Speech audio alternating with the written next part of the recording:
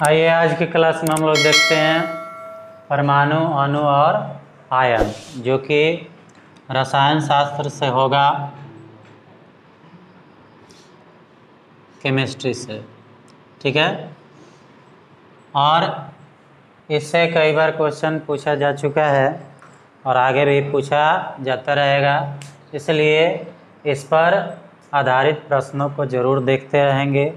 कुछ objective question हम लाए हैं आपके लिए, जो कि एग्ज़ाम में पूछा जाता है, इम्पोर्टेंट होता है। इसको आप शुरू से लेकर अंत तक ज़रूर देख लीजिएगा, सही रहेगा। ठीक है, तो सबसे पहले थोड़ा सा हम लोग जानते हैं परमाणु, अणु और आयन के विषय में।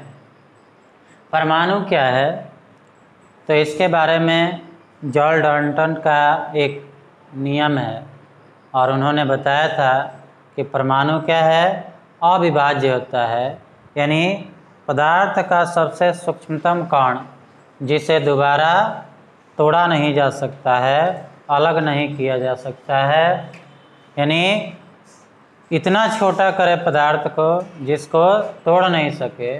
तो उन्होंने उस कण को बताया कि वह परमाणु होगा। ठीक है, यानी पदार्थ के सबसे सूक्ष्मतम कण को परमाणु कहेंगे। और यह परमाणु जो होता है वो मुक्त अवस्था में नहीं पाया जाता है, लेकिन हर अभिक्रिया में क्या होता है, भाग लेता है।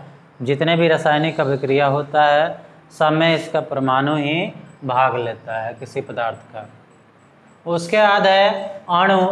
तो अणु के विषय में बताया जाता है कि ये भी पदार्थ का सूक्ष्मतम कण ही होता है, लेकिन यह मुक्त अवस्था में पाया जाता है और यह परमाणुओं से मिलकर बना होता है। परमाणुओं से मिलकर बने हुए कण को, यानी दो या दो से अधिक परमाणु जब आपस में मिलता है तो अणु का निर्माण करता है। और आयन क्या होता है, तो आयन जो होता है वो आवेश युक्त कण होता है, यानी आवेश युक्त कणों को आयन कहते हैं। ठीक है, और इससे आधारित जो है रासायनिक अभिक्रिया होता है।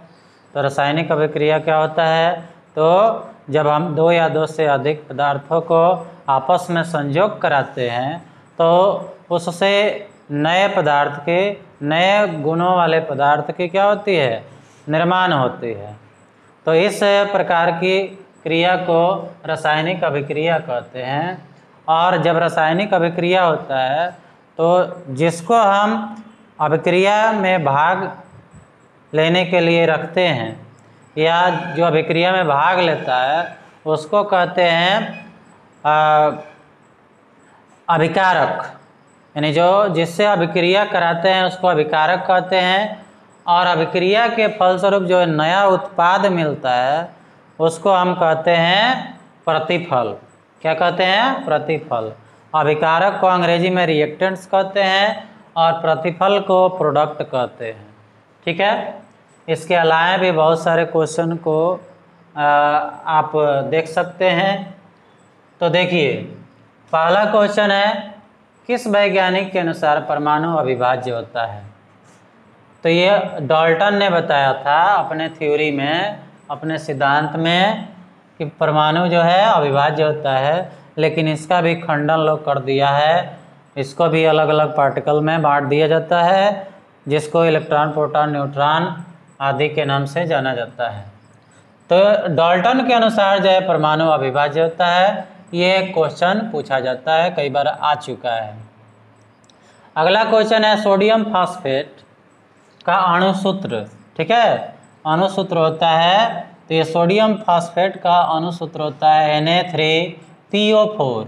ठीक है, Na3PO4 सोडियम फॉस्फेट का अणुसूत्र होता है।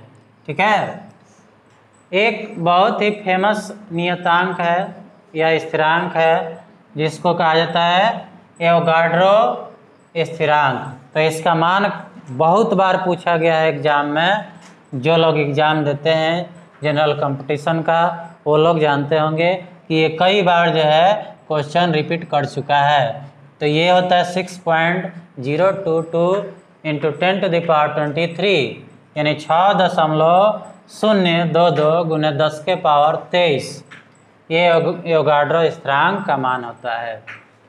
आगे कहता है कि मानक ताप एवं दाब पर किसी गैस के 1 मोल का आयतन कितना होता है, तो ये 22.4 लीटर होता है। ये भी क्वेश्चन पूछा जा चुका है, 22.4 लीटर। अगला क्वेश्चन है किसी पदार्थ के अणु में विद्यमान परमाणुओं की संख्या क्या कहलाती है। तो देखिए, अगर कोई पदार्थ का अणु है तो परमाणुओं से मिलकर बना होता है, तो जितना परमाणु से मिलकर बना होता है उसी की संख्या को परमाणुकता कहते हैं, जिसको अंग्रेजी में एटॉमिसिटी कहते हैं। अगला क्वेश्चन है अमोनिया में नाइट्रोजन की संयोजकता।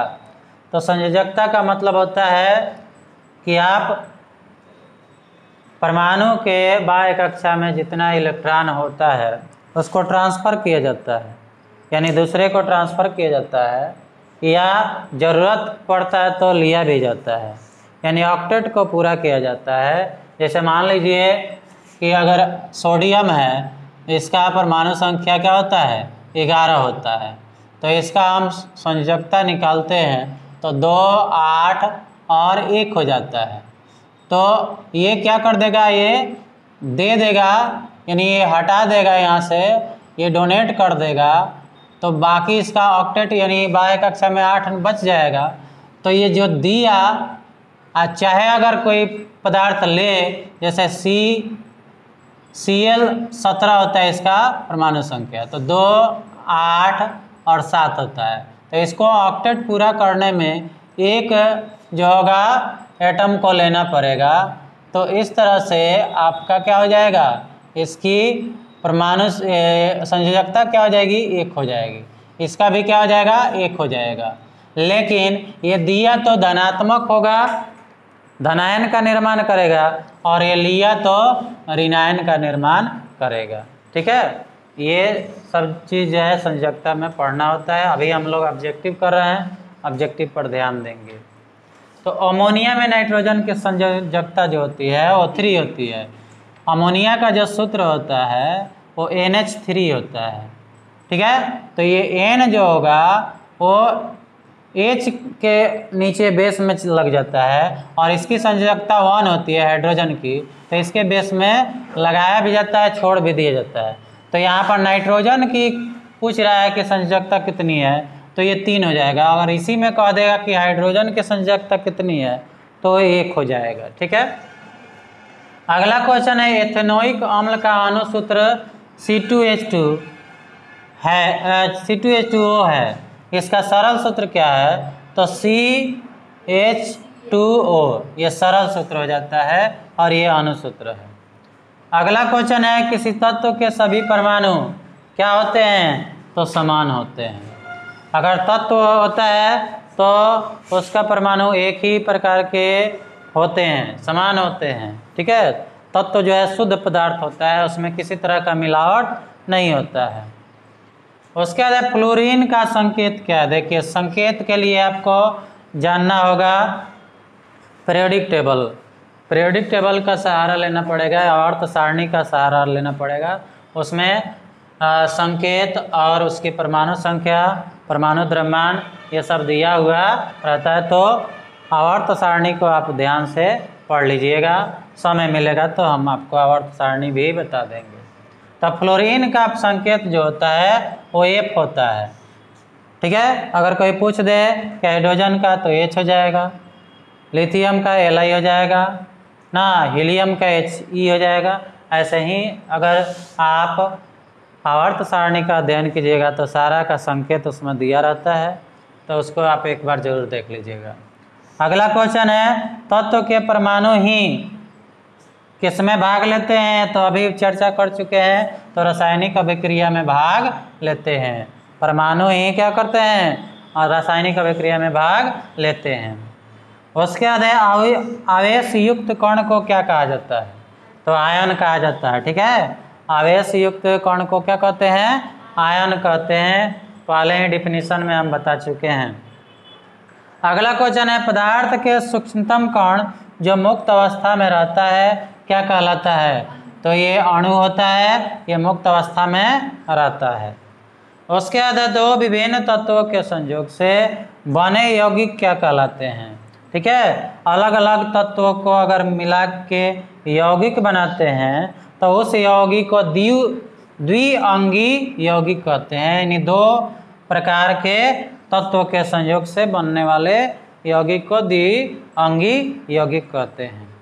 अगला क्वेश्चन है, रासायनिक अभिक्रियाओं में भाग लेने वाले पदार्थ क्या कहलाते हैं? तो अभिकारक कहलाते हैं, पहले ही चर्चा कर चुके हैं। और रासायनिक अभिक्रिया से निर्मित पदार्थ क्या कहलाते हैं? तो ये प्रतिफल कहलाते हैं। ठीक है, तो इस तरह से आपका ये 15 इम्पोर्टेंट क्वेश्चन हुआ। देखने में आपको हल्का लगेगा, जो लोग पढ़े होंगे उनके लिए तो अच्छा बात है, लेकिन जो लोग नहीं पढ़े हैं वो अगर नहीं देखे रहेंगे तो केवल एग्ज़ाम में बैठे ही रह जाएंगे, इस पर आधारित क्वेश्चन को नहीं कर पाएंगे। इसलिए ये मेरा छोटा प्रयास था, आगे भी ये प्रयास जारी रहेगा, आगे भी वीडियो मिलता रहेगा। ठीक है, तो कैसा लगा यह वीडियो ज़रूर कमेंट कीजिएगा।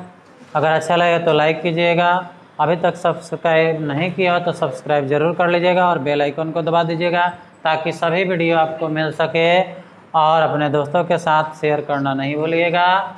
ठीक है, तो मिलते हैं अगले वीडियो में। आपका दिन मंगलमय हो। धन्यवाद।